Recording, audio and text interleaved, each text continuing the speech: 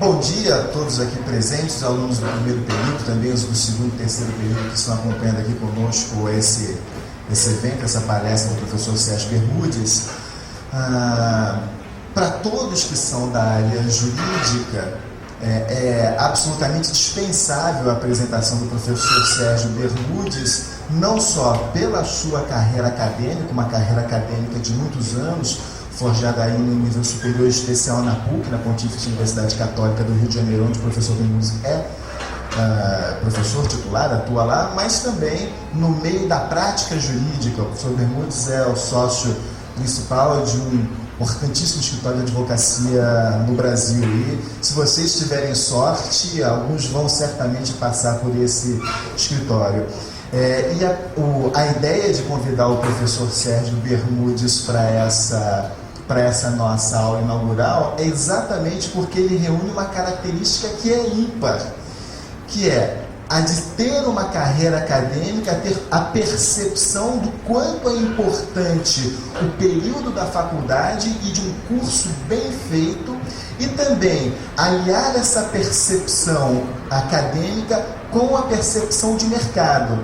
Portanto, saber quais são as habilidades que um profissional do direito precisa ter para atuar bem no mercado, para ter sucesso na sua carreira jurídica, e habilidades essas que precisam ser construídas desde o início da faculdade.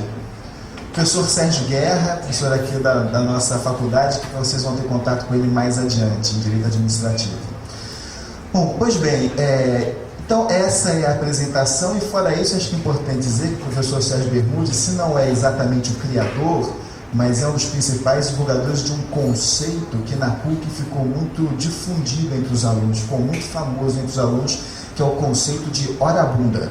Então, o professor foi um dos desenvolvedores desse conceito, dizendo que hora bunda, quando saiu... Valeu? Pensei que fosse o senhor, porque no jornalzinho do Centro Acadêmico da PUC, uma entrevista do professor Sérgio Bermudes foi atribuída a ele que hora bunda seria o conceito de estudo. O quanto o estudante de direito precisa estudar, quer dizer, sentar e estudar bastante para conseguir se desenvolver bem. Professor Sérgio, passo a palavra então para que você tenha agora a oportunidade de falar aos nossos alunos. Seja bem-vindo novamente a essa casa. Muito obrigado. Meus amigos, um nobre veneziano encomendou o seu retrato a um pintor. O pintor apresentou a ele, fez o trabalho, o retrato, ele olhou e disse: mas está bonito demais. O pintor disse: agora você se esforça para aparecer com o retrato. Então eu tenho que me esforçar para aparecer com essa apresentação. Gustavo Porção talvez não seja um nome familiar a vocês, seguramente não é. Foi um dos melhores estilos da literatura brasileira, embora reservas possam devam ser feitas a ele quanto ao seu pensamento retrógrado. Mas católico, início de comunhão diária, ele escreveu uma crônica muito interessante chamada O Padre Velho. Ele, naquele tempo, na missa, o padre ficava de costas para os fiéis, mas se voltava em determinados momentos, inclusive no fim da cerimônia. Então, o padre se voltou para dar a bênção final, a missa em latim, dizendo: ite missa est, quer dizer, ide em paz. Hoje, na forma brasileira, é ide em paz, que o Senhor vos abençoe, né? E a missa terminou. E ao invés de se voltar para o altar, ele parou e ficou fazendo considerações. A missa terminou. Ite missa est. Há quantos anos, dizia ele, eu digo diariamente esta fórmula: ite missa est. Então, cá estou eu, um professor com 35 anos de experiência no magistério, pelo menos de frequência no magistério, a fazer aquilo que a essa altura dos acontecimentos eu já devia ter aprendido e não sei se eu podia fazer, que é trocar ideias, dar uma aula ou trocar ideias com um auditório acerca do tema proposto, que nesse caso é o ensino jurídico, se divide em duas partes interligadas: o ensino jurídico e o exercício da advocacia. Vocês estão aqui numa experiência pioneira. O ensino jurídico tradicional no Brasil e no mundo todo, onde ele é praticado, falhou. Eu evito o verbo falir, mas nós podemos chegar perto disso. Ele falhou porque ele sozinho não propicia os resultados que deveria proporcionar. Qual é a finalidade do ensino? A finalidade do ensino não é apenas transmitir conhecimentos para absorção momentânea durante uma palestra, mas também transmitir conhecimentos que de alguma forma fiquem fixados na lembrança das pessoas.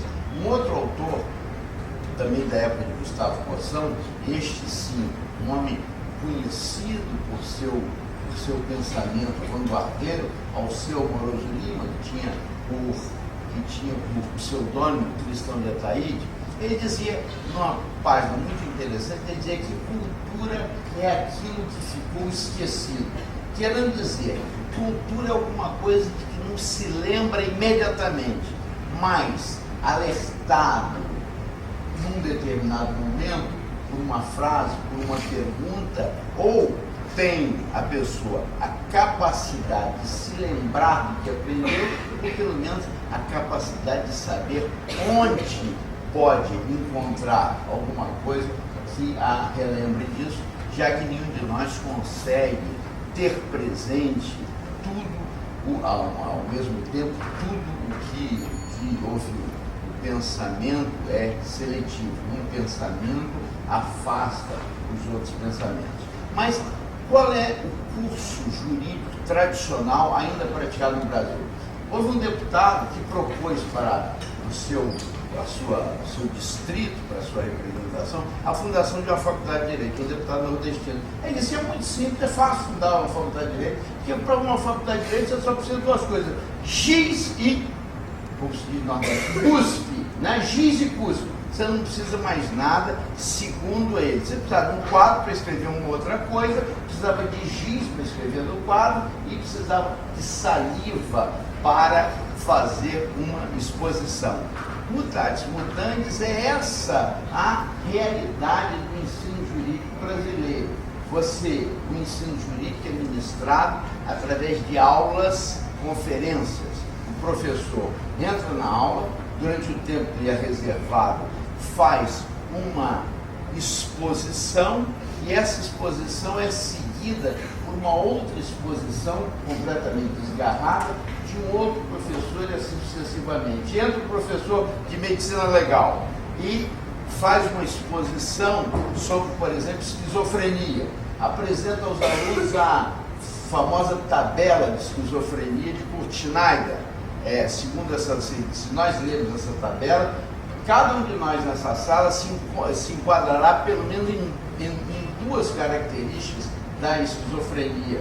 Porque esse alemão, pretendendo reunir casos em que a esquizofrenia funciona, foi muito longe, né? E generalizou de tal ponto que todas as pessoas se sentirão esquizofrênicas, né? Mais ou menos uns clientes do Dr. Nock, médico francês do início do século, que dizia, cujo lema era: você, não é? Todas as pessoas estão doentes, inclusive você que está me ouvindo. Muito bem, sai o professor de medicina legal, vem o professor de direito comercial, escarnece-se dos professores de direito comercial, dizendo que eles principiam o seu curso ensinando a noção de ato de comércio. Que eles dizem assim: ato de comércio é aquele praticado por comerciantes. E comerciante, o que será? Comerciante é aquele que pratica ato de comércio. E fica-se num modo perpétuo, né? O cachorro correndo perpetuamente atrás do rabo.